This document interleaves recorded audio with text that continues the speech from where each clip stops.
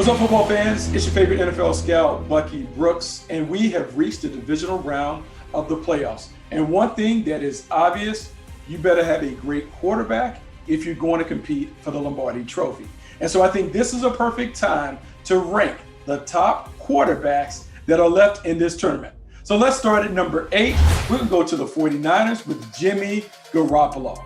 And I know Jimmy Garoppolo is 34-15 with the San Francisco 49ers under Kyle Shanahan. But he's a little bit of the weak link when we think about the rest of the quarterbacks in the playoff field. He is a guy who is terrific managing the team, doing a great job of keeping this team on schedule. However, he's a bit of a double agent because he will turn the ball over. And so you don't know, is he going to score points for the Niners? Will he score points for the other team? But the one thing that we do know is when Jimmy Garoppolo takes care of the football, the San Francisco 49ers win. In the 10 wins that they have this season, he has only 5 turnovers. If he takes care of the ball, the 49ers win. Let's go to number 7. How about Ryan Tannehill from the Tennessee Titans? I know Tannehill's numbers have been outstanding when he's had the opportunity to play with Derrick Henry, but this year we got a chance to see what it was like without Derrick Henry, and it wasn't great. He's gotten hot though. The last 3 games, he's playing better. The completion percentage is over 70%. He has 7 touchdowns, no interceptions in the last 3 games, and the Tennessee Titans have a chance as the number 1 seed to make a deep run in the tournament. To do it though, they need Derrick Henry to come back, and we're hearing that he may come back, Deontay Foreman, the running game, but then he is going to need his weapons on this outside to be there for him. If A.J. Brown and Julio Jones are available, Ryan Tannehill probably will play better than the 7th best quarterback in the playoff field, but right now, I got him at 7. At 6, Matthew Stafford from the LA Rams. Matthew Stafford might have more pressure on him than any other quarterback in this tournament. And one of the reasons why is prior to knocking off the Arizona Cardinals, Matthew Stafford had never won a playoff game.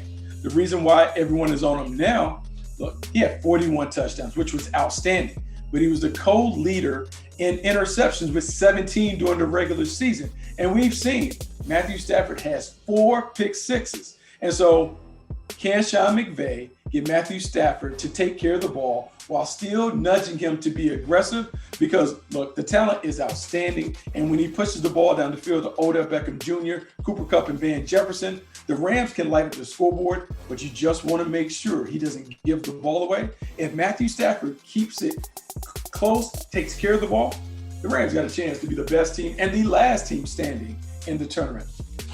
Let's go to 5. Joe Burrow in Cincinnati. Who would have thought that the Cincinnati Bengals would be a team that not only gets into the playoffs, but wins a playoff game? And now we're sitting here thinking, can the Cincinnati Bengals really go to the Super Bowl?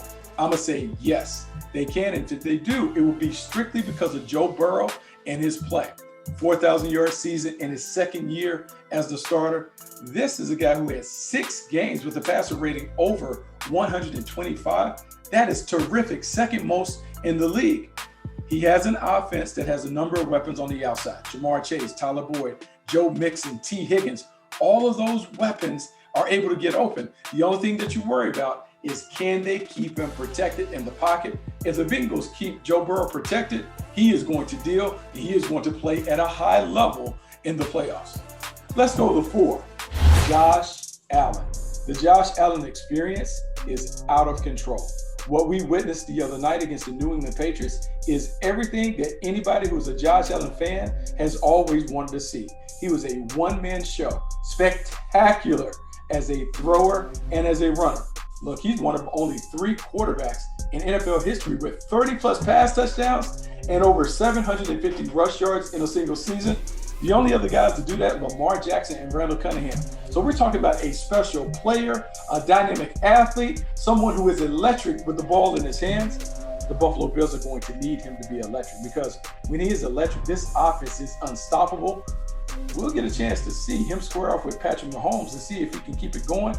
Man, I wouldn't bet against him. This kid is outstanding. Let's go to 3. Now, Green Bay Packers fans, I don't want you to hit me up. Don't blow up my Twitter because I have Aaron Rodgers as the 3rd best quarterback in the field. I am here to acknowledge that he is the MVP of the league, and he may win the award in a landslide. However, we're talking about postseason play. And in the postseason, Aaron Rodgers has come up short. We think about a 1-4 record in NFC Championship games. He has everything right now in his favor. The Packers have home field advantage. They have the number 1 seed. They have been playing really, really well. He has had an outstanding season. But can he take it up a notch in the postseason when he has to square off with one of the other top quarterbacks in this field? He's played well, but he hasn't been able to get it done in the championship. Because of that, I'm going to ding him. He should have more Super Bowls. I'm going to put some of that on him, not necessarily all on the team. Let's go to 2. Tom Terrific. That's right, Tom Brady is second. And I know that it's hard when you have 7 Super Bowl rings to think that you're the runner-up in a contest, but he's the runner-up.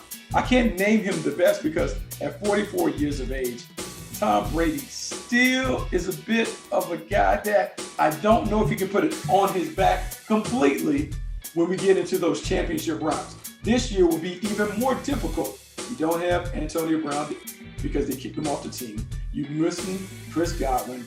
You do have some of your weapons, but you don't have all your weapons. We have seen when Tom Brady's at his best, he has a full complement of weapons. I don't know if he can get it done with a short-handed squad at his disposal. He's great. He's terrific. He's the GOAT. I just don't know if he's as good as the guy who's number 1, and that is Patrick Mahomes. Patrick Mahomes from the Kansas City Chiefs is number 1 on this list because let's just look at the accomplishments that Patrick Mahomes already has. He's won a Super Bowl. He has been a league MVP. He's been a Super Bowl MVP. When we look at what he's been able to do in the postseason, he is absolutely terrific.